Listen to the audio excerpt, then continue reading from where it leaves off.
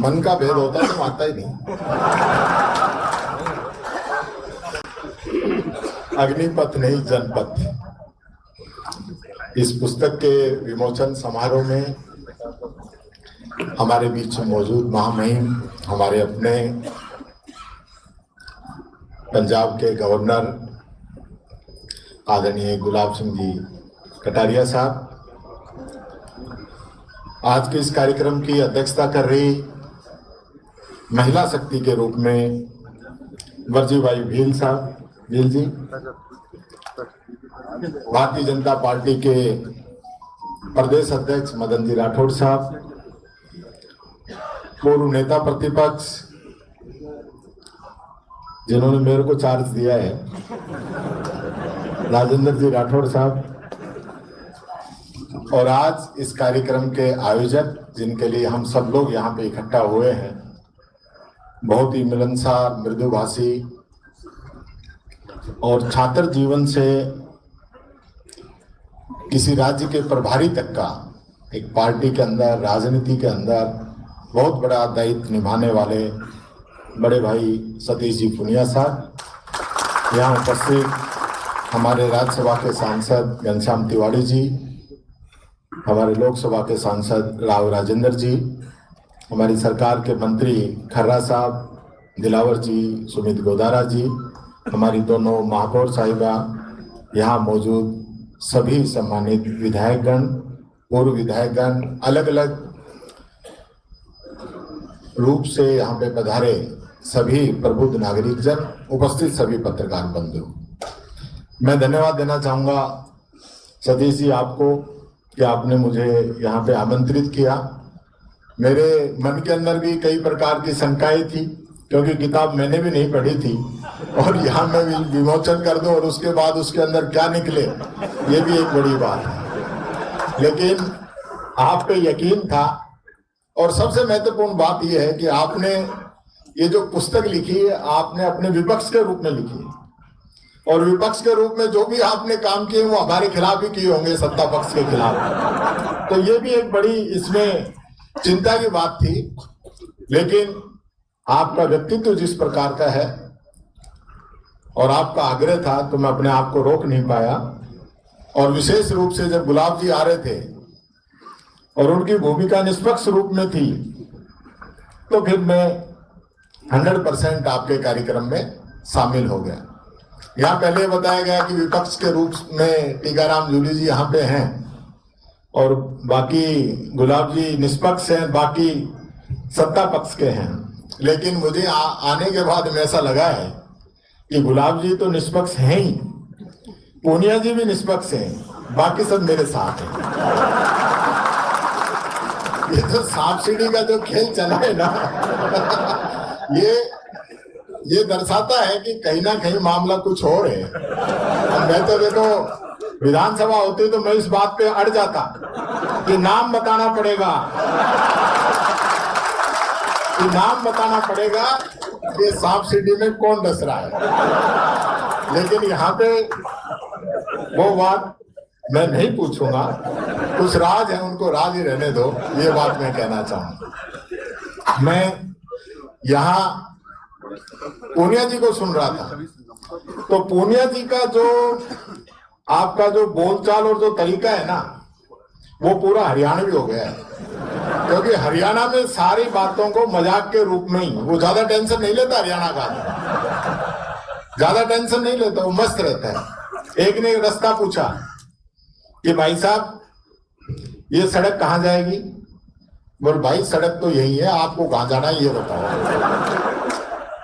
तो इस प्रकार के जो बातें वहां पे हैं, तो वहां से आप काफी खुश मिजाज, हंसी ठिठोली का जो व्यवहार है वो, और मैं विशेष रूप से इसलिए भी आया हूं कि हमें आज तक ये नहीं पता चला कि हरियाणा हम चुनाव कैसे हारे। ये बात भी मुझे आपसे जाननी है। आज नहीं तो किसी दिन अलग आऊंगा, क्योंकि ये बहुत बड़ा प्रश्न हमारे सामने है। क्योंकि सब लोग कह रहे थे कि हरियाणा हम जीत रहे हैं, फिर हरियाणा हार गए, तो एक बड़ी बात थी। मैं क्योंकि आज सबसे ज्यादा मैं मिस आप लोगों को ही करता हूं, आप तीनों मंच पे हैं, क्योंकि पिछली बार पूनिया जी, गुलाब जी, राठौड़ साहब और उससे पहले घनश्याम तिवारी जी, मैं आप लोगों को ही देखता था विपक्ष के रूप में, क्योंकि मैं 2 बार चुनाव जीत के आया और दोनों बार राज के अंदर आया। तो विपक्ष का तो मेरा अनुभव था नहीं। विपक्ष में जो बहुत ही महत्वपूर्ण भूमिका निभाने वाले लोग थे वो आप लोग थे। मैंने आपसे बहुत कुछ सीखा है। ये नहीं है कि मैं आप दूसरी पार्टी के हैं इसलिए मैं कहता हूं आपकी सीटिंग, गुलाब जी का सही बात है 9:30 बजे ही आ जाना। घनश्याम जी और गुलाब जी पहले भी पिछली बार भी आपकी अटैची फिक्स रहती थी दोनों की, दोनों टाइम से एक एक चीज को सुनना, पूरा समय विधानसभा के अंदर देना। अब तो हालत ये है, मैं कई बार चिंतित हो जाता हूं कि ये लोग बाहर तो विधानसभा में आने के लिए इतना लड़ते हैं कि कैसे भी करके विधानसभा पहुंच जाए, चाहे पैसा लगे, ताकत लगे, जो कुछ हो, पूरा जीवन लगा देते हैं और जीतने के बाद अंदर बैठते नहीं। ये बहुत बड़ी विडंबना है। लेकिन आप लोगों ने वहां पे बैठ के साबित करके दिखाया कि हम बैठेंगे तो निश्चित तौर पर आने वाले लोग हमसे कुछ जरूर सीखेंगे। मैं एक वाकया याद करता हूं, क्योंकि एमएलए लेड का जब मामला आता है सब लोग जो है कि एमएलए लेड बढ़नी चाहिए, एमएलए लेड हमारा अधिकार है।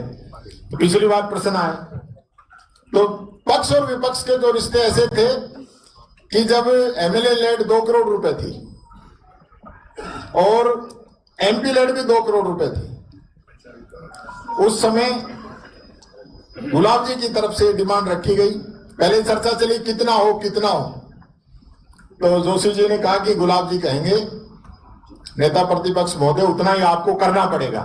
गहलोत जी से हाँ भरवाई तो गुलाब जी ने कहा 5 करोड़। 1 मिनट तक तो सब सन्न हो गए, यार 2 करोड़ से सीधी 5 करोड़, 5 करोड़ तो एमपी लेड ही है।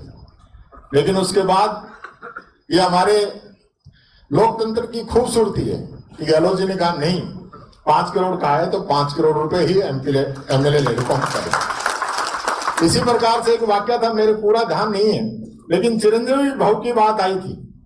पूनिया जी ने कहा था चिरंजीवी भाव घोषणा, आपने कहा घोषणा जीवी, आंदोलन जीवी, इस प्रकार की बात कही थी, तो गहलोत जी ने कहा चिरंजीवी, और उसी नाम पे चिरंजीवी योजना, उसी बात पे उन्होंने उस योजना का नाम रखा चिरंजीवी योजना, जो बहुत पॉपुलर हुई। तो ये एक खूबसूरती है हमारे पक्ष की विपक्ष की।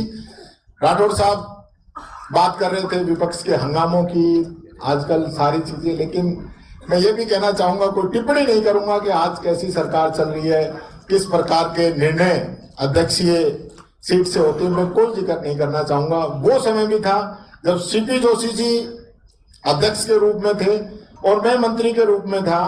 एक क्वेश्चन आया लेबर का, उन्होंने मेरे को डांट लगाई, क्वेश्चन को स्थगित किया, आधे घंटे की चर्चा लेके आए, शायद दिलावर साहब का था क्वेश्चन, आधे घंटे की चर्चा लेके आए कि नहीं जवाब देना पड़ेगा जब माननीय सदस्य ने क्वेश्चन पूछा है। तो एक समय था, गरिमा, आज कोई भी किसी पद पे है तो गरिमा हम लोगों को बनानी पड़ेगी। अभी हम अंदर बैठ के काफी चर्चा कर रहे थे, करना तो अपन लोगों को, ये दूसरा तो कोई करने आएगा नहीं, चाहे पक्ष हो या विपक्ष हो, जो सत्ता के अंदर है उनको निर्णय लेना है, विपक्ष को साथ लेना है। जो ऐसी चीजें हैं जिनको राजस्थान को जरूरत है, जिन चीजों की, उसमें सब लोगों को एकजुट होकर एक साथ नियम कानून बना के जो भी करना पड़े राजस्थान के हित में हम लोगों को करना चाहिए। उसमें हमारा भी पूरा सहयोग रहेगा, ये बात मैं कहना चाहूंगा। क्योंकि ज्यादा मैं इसको पॉलिटिकल नहीं करना चाहूंगा, राठौड़ साहब एक दो तो, क्योंकि आपने तो पूरा वही ट्रैक वही रखा है, लेकिन मैं वहां तक नहीं जाऊंगा। आज ये पुस्तक निश्चित तौर पर मैं जरूर पढ़ूंगा।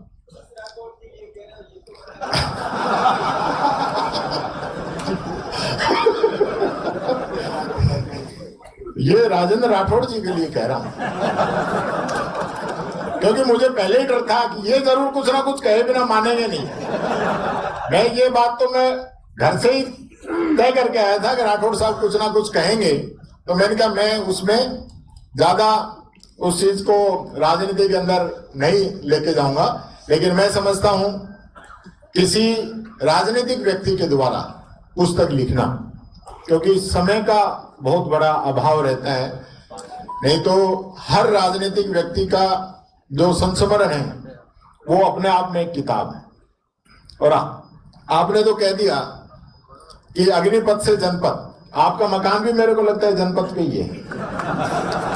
अग्निपथ से जनपद, लेकिन मैं मानता हूं राजनीति के अंदर कोई दिन ऐसा नहीं आता कि वो जनपद रहे, वो हमेशा अग्निपथ ही रहता है। राजनीति के अंदर कोई है तो वो अग्निपथ ही उसके लिए हमेशा रहेगा। और मैं समझता हूं इस अग्निपथ पे चल के जिस मोटिव के साथ हम राजनीति के अंदर आए हैं, जो हमारी सोच राजनीति के अंदर है, क्योंकि चुनाव लड़ने से पहले अलग बात होती है, चुनाव लड़ने के बाद में अलग बात हो जाती है।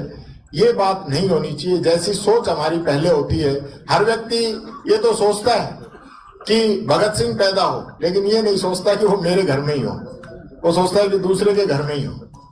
ये नहीं होना चाहिए। जब राजनीति के अंदर हम लोग आए हैं, हम सब लोगों की सामूहिक जिम्मेदारी है इसके अंदर जो कमियां हैं, जो उनको ठीक करने का काम हम लोग करें और एक स्वच्छ राजनीति, क्योंकि राजस्थान के अंदर एक इतिहास रहा है। भैरव सिंह जी के समय में, जोशी जी के समय में एक ऐसा इतिहास रहा है कि हम सब लोगों ने मिलके जो राजस्थान के हित के निर्णय हैं वो हम सब लोगों ने मिलके लिए हैं। यही बात कहता हुआ मैं पूनिया जी को बहुत बहुत बधाई और शुभकामनाएं देता हूं और महामहिम को जन्मदिन की एडवांस में बधाई देना चाहूंगा। और क्योंकि आप जैसा व्यक्तित्व, हम चंडीगढ़ चले गए, मैं डोटासरा जी, हमारे काफी लोग थे कांग्रेस के, तो हमने कहा कि महामहिम से मिलना चाहते हैं। मैंने बात कही, इन्होंने कहा ऐसे नहीं, आप आइए, खाना खा के जब आप जाओगे मिलेंगे भी, खाना भी खिलाऊंगा। तो ये हमारे लिए बड़ा गौरव का क्षण था। हम वहां गए और गुलाब जी ने सारे कार्यक्रम छोड़ के हमारे साथ खाना खाया, इतना मान सम्मान इज्जत दी। तो वो अपना आदमी चाहे कहीं भी रहे, अपना ही रहता है। ये बात मैं कहता हुआ पुनः आपको जन्मदिन की बहुत बहुत बधाई, शुभकामनाएं। जय हिंद, जय भारत, जय राजस्थान। और कोई गलत कह दिया हो तो उसके लिए माफी चाहता हूँ। बहुत बहुत आभार माननीय टीकाराम जी जूली साहब का।